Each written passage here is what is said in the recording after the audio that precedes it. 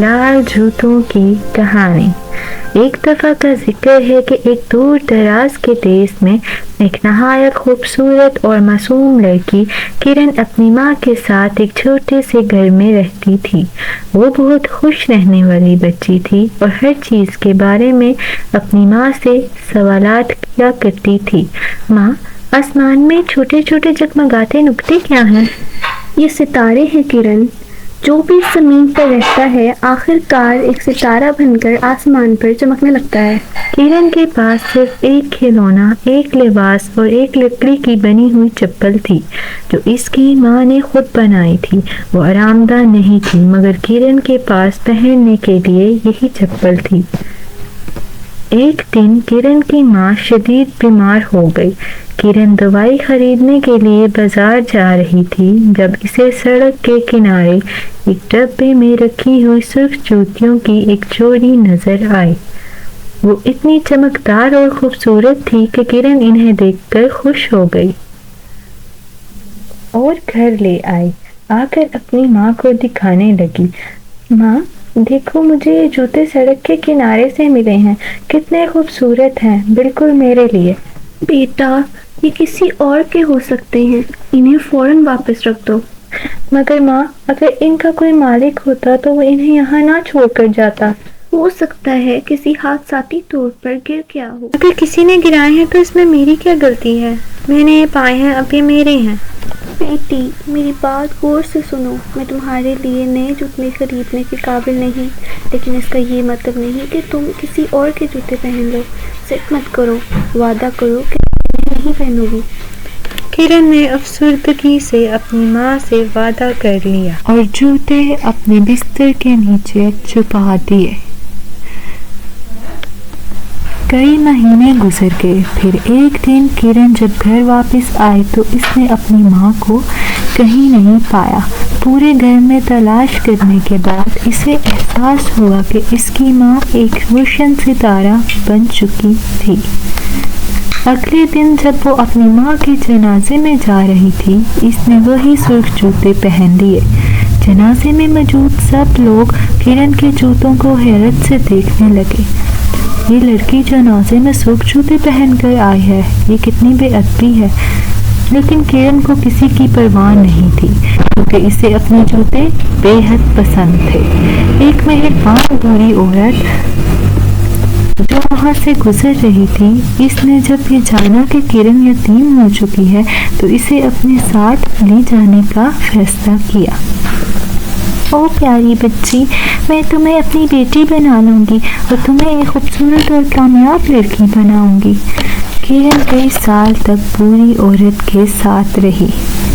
एक दिन बूढ़ी औरत ने किरण से कहा, बेटा, अपनी माँ के जनाजे से लेकर अब तक वही सुर्ख जूते पहने हुए हो, इन्हें उतार दो, अब बहुत गंदे हो चुके हैं।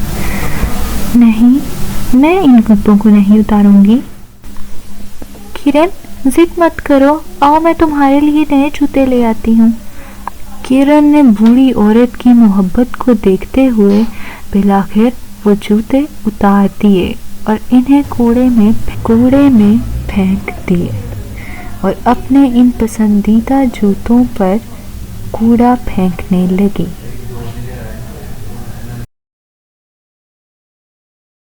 कुछ दिन बाद बूढ़ी औरत किरण के लिए नए जूते लेकर आई, लेकिन वो जूते नीले थे जो किरण को बिल्कुल पसंद नहीं आए।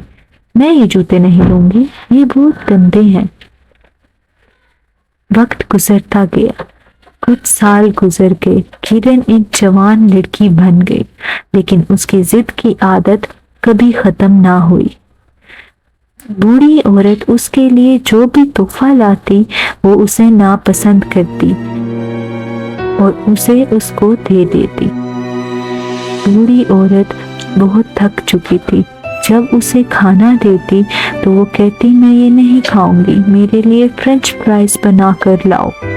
बूढ़ी औरत उसका बहुत ख्याल रखती, लेकिन वो बूढ़ी औरत की बात ना मानती। वो अपने जूते पहनकर देखने लगी और कहने लगी, یہ جوتے بہت برے ہیں اور مجھے تو پورے بھی نہیں۔ بیٹا، میں تمہیں نئے جوتے دلا دوں گی، تم میرے ساتھ جوتوں کی دکان پر چلو۔ کرن اور بوڑھی عورت جوتوں کی دکان پر گئی۔ اوہ، یہ لال جوتے کتنے خوبصورت ہیں، بالکل میرے پرانے جوتوں کی طرح، مجھے یہی چاہیے ہیں۔ بیٹا، تم کوئی ایسے جوتے لو جو ہر جگہ پہنے جا سکیں، جیسے کہ گھر میں بھی۔ تم وہ کالے جوتے لے لو، وہ بہت اچھے ہیں اور میں تمہیں ایک ہی جوتا لے کے دے سکتی ہوں۔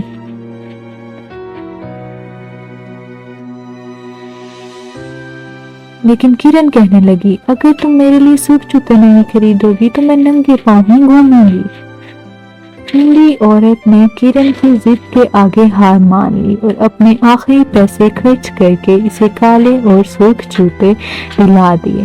انہیں پیدل گھر جانا پڑا، جس کی وجہ سے بوڑھی عورت کے پاؤں بری طرح دکھنے لگے، مگر کرن کو کوئی پرواہ نہ تھی۔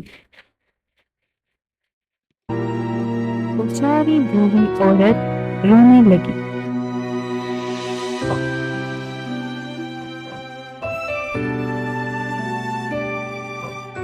کچھ دن بعد بوڑھی عورت نے کرن سے کہا کہ انہیں ایک جنازے میں جانا ہے اور اسے سیاہ جوتے پہننے چاہیے۔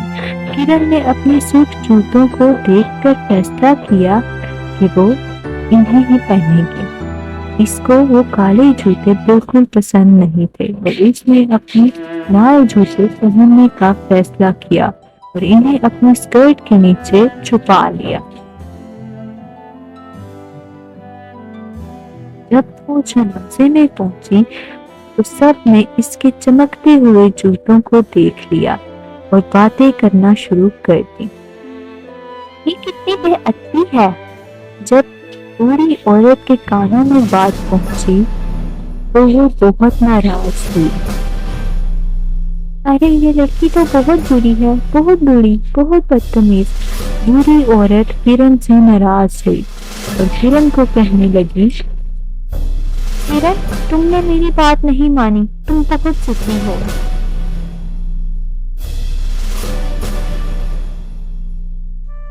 اس وقت ایک خوبصورت نوجوان شہزادہ وہاں سے گزرا اور کرن کی خوبصورتی دیکھ کر حیران رہ گیا اور بولا، تم کتنی خوبصورت ہو اور تمہارے جوتوں میں کتنی نازک لگ رہی ہو، بہت خوبصورت۔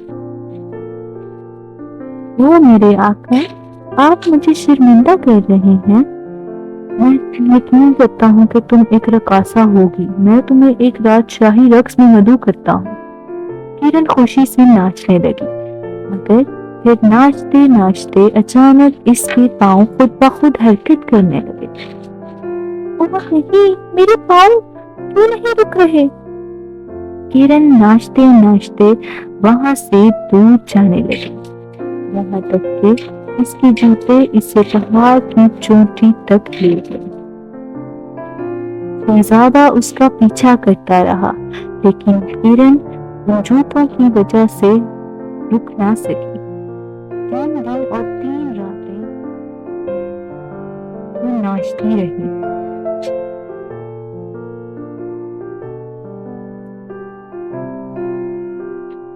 اس کے پاؤں زخمی ہو چکے تھے، مگر جوتے رکنے کا نام ہی نہیں لے رہے تھے۔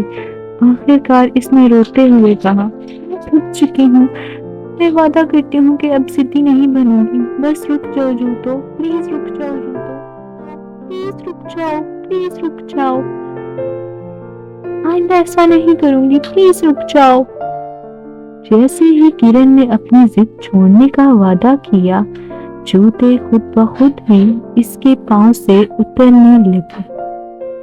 کرن زمین پر گر گئی اور جوتے ناچتے ناچتے وہاں سے چلے گئے۔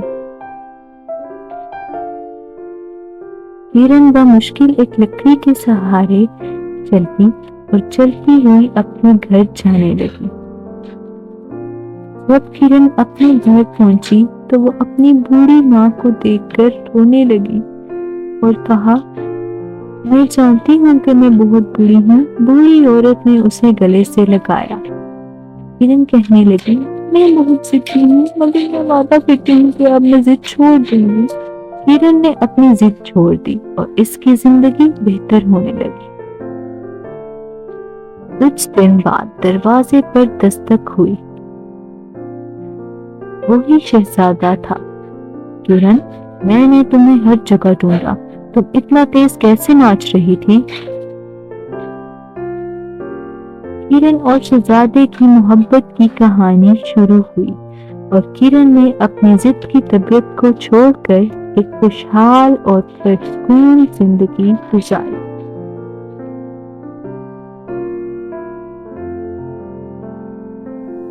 اگر آپ کو یہ کہانی پسند آئی ہے تو اس ویڈیو کو لائک کرنا نہ بھولیں، اپنا پسندیدہ حصہ کمنٹ میں بتائیں اور مزید کہانیوں کے لیے سبسکرائب کریں، بیل آئیکن کو دبائیں تاکہ آپ کوئی نیا ایڈونچر مس نہ کریں۔